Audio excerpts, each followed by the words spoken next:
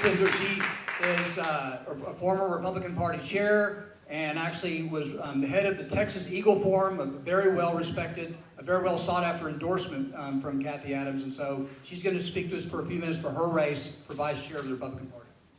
Thank you so much, and thanks for coming out tonight and for the wonderful presentation.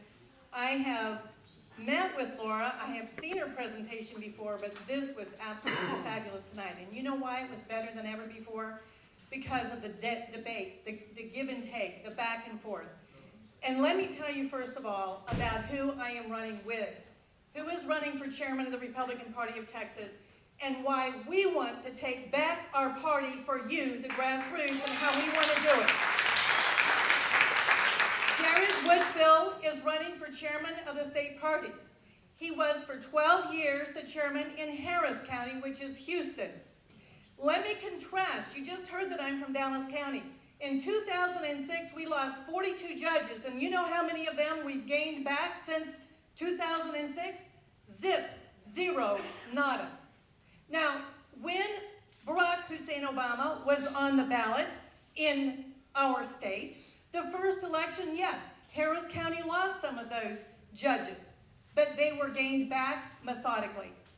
They had 4 county-wide sweeps. They are still winning as Republicans. Most of the judges today are still Republicans in Harris County. What is the contrast?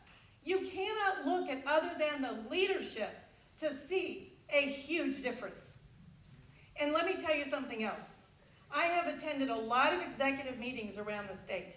There is one that I always counted as fun because I knew it was going to be entertaining when I went to Harris County. Why was it fun? Because there was debate. And there was a person who knew how to handle a meeting and would allow people to have their voices heard and their passions were expressed. And the meeting went very orderly. That is the kind of party we need, where the people are in control. How in the world are we going to get there? I think we do it this way. That platform, don't let anybody up here tell you that that platform should be lesser than what you want it to be.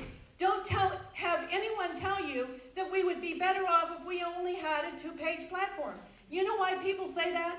Because they think the more we could become like Democrats, the more we'll win and the Democrats will vote for our candidates. How well has that worked for us? It hasn't worked. So what can we do as a party? What should be done as a party? We think that that platform is your agenda.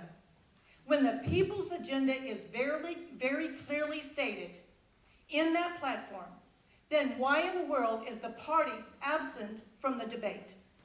Why not instead show you that a wonderful representative by the name of Jonathan Stickland, or a senator by the name of Bob Hall, or Craig Estes, would file a bill in keeping with that agenda that you have in your platform?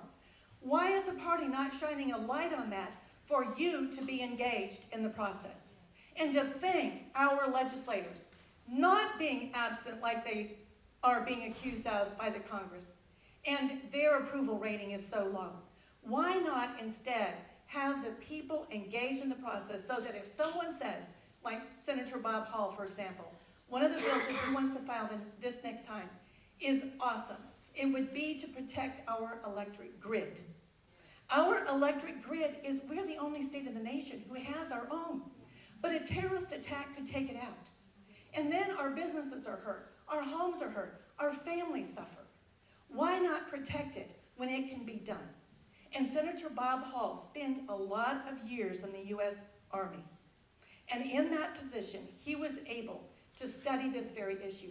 So today, he is a man who is equipped to pass legislation and to talk to his peers about how this hardening can happen or securing of our grid. That is just one of the issues. And when he files that bill, what about the party saying, this bill has been filed.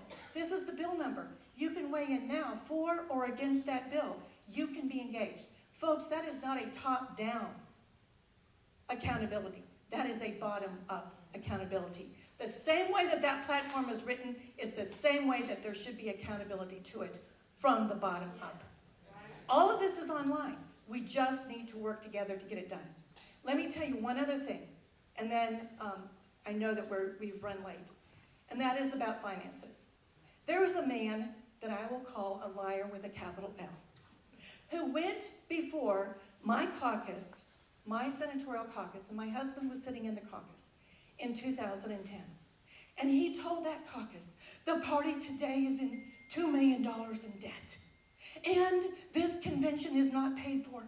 And that convention costs $800,000 to put on.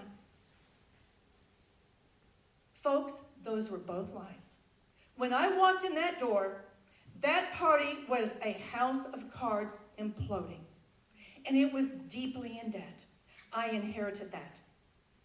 But within 7 months, that convention, that $800,000 convention, was paid in full. Secondly, the debt that I did inherit was paid down by at least half. And there is plenty of evidence to show all of that. And I don't appreciate someone going into a caucus and lying to delegates in order to scare them away from voting for somebody else. That lacks integrity. But lastly, let me leave you with this. Jared Woodfill, my running mate, in Harris County, raised more than $1 million a year. And with 44 countywide sweeps out of 6, it takes money to win those elections.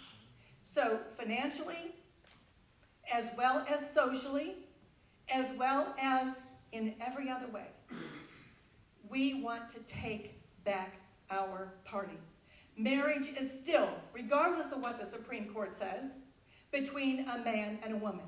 Life begins at conception and ends at natural death. There is no way that we should be giving special privileges to those who are here illegally. And we need to pass American law for American courts. We don't need people running around in our state saying, I'm a judge or I'm a lawyer, when they are not even sitting and passing the bar in the state, but are here to practice the law of another religion, another country. We've got to meet what at least a dozen other states have already done in passing American law for American courts. So in all of these issues, in the way we run meetings, we want you to be in charge. We want you to be in control. Let's take back our party. And please, I'm asking for your vote for Jared Woodfill for chairman and Cathie Adams for vice chairman. Thank you and God bless you.